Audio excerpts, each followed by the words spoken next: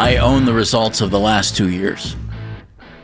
Ownership evaluates everybody on an annual basis, and he's grateful, basically, that he survived. Yeah. And clearly, he was involved in the decision because he used "we" several times when talking about the decision. So he must have known for some time that he was safe if he was brought in to make the decision about the coach. And I think it was complete sincerity on Andrew Berry's part talking about his relationship with Kevin Stefanski. Yeah, I'm Jeff Phelps. Yeah. This would be Andy Baskin. I don't think you bring up your kid if you're not sincere. I think he's completely sincere. 100% right there. I just don't. Sounded almost emotional there, didn't he? Yeah. Yeah. I wish he would speak more often. That's about it, because I think there'd be a better.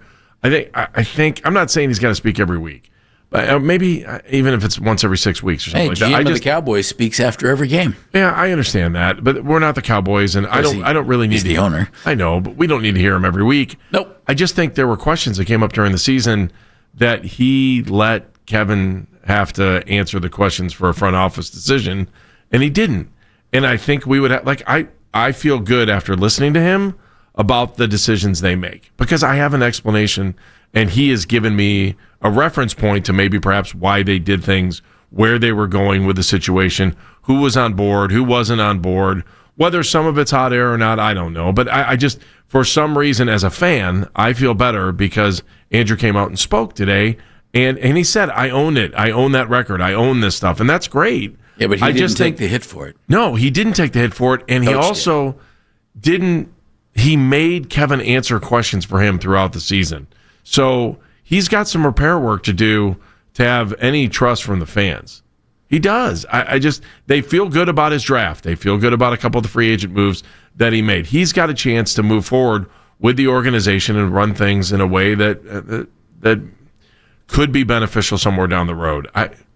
The one thing about the draft, Andy, and again, I think they added some nice players. Yeah.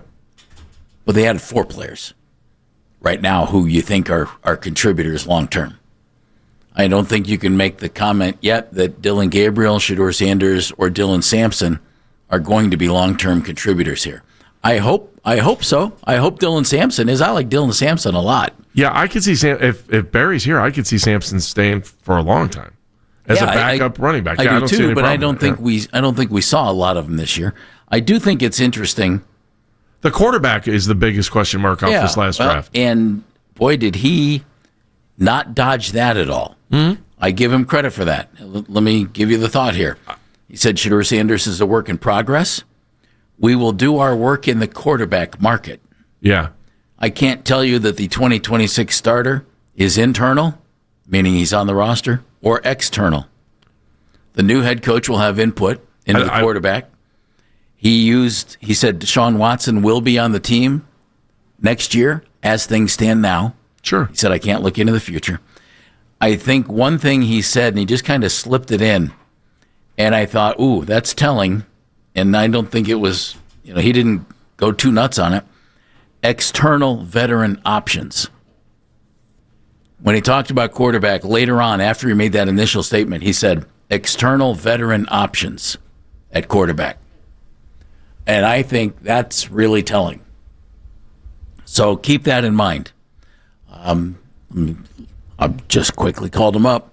Daniel Jones, Aaron Rodgers, Russell Wilson, Marcus Mariota, Zach Wilson, Tyrod Taylor, Joe Flacco, Kenny Pickett, Jimmy Garoppolo, Mitch Trubisky, Carson Wentz, Malik Willis. Ding, ding, ding. Those are some of the veteran quarterback options who are available in free agency. Who knows who might be out there after the draft? Without question. Yeah. Yep, without question. I think Andrew handled himself well. Again, big picture here. I would have kept Andrew Berry and Kevin Stefanski. And I think Kevin is a better coach than what he has shown the last couple of years, and I think the roster buried him this year. And if I was ownership and I was going to get rid of one guy, I would have gotten rid of the other as well.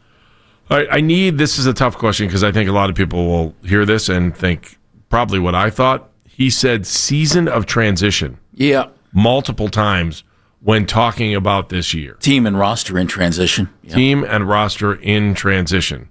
What does that mean? Because he made it sound like, from a front office point of view, he viewed the year as a season of transition. I think when fans hear that, they hear, you want to say it or you want me to say it? Go ahead. I think fans hear, we didn't care if we won this year, which is a nice way of saying another thing, a.k.a. tanking. I don't know if I'm taking it too far. Or the beginning of a rebuild? Or the beginning of a rebuild, which Myles Garrett just said again he doesn't want to be a part of. And he also said that last year. Hey, so that's why I thought it was interesting, that line of questioning about... If they were tanking and rebuilding, Kevin just screwed it up in the last 2 weeks.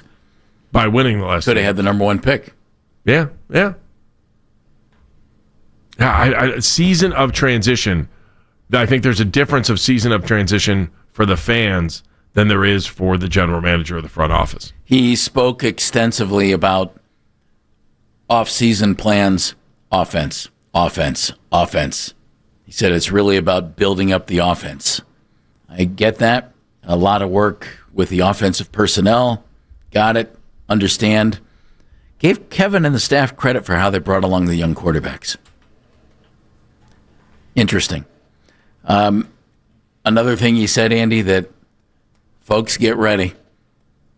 Whoever your favorite veteran is and you have his jersey, you might be needing another one, because he talked about trading veterans for future assets.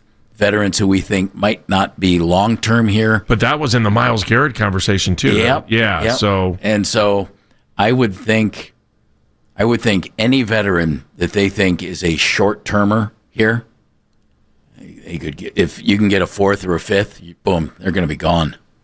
I'm sure Denzel's looking around on that going, But Andy, you can't, I just don't think you can trade Denzel. You can't trade your top guys.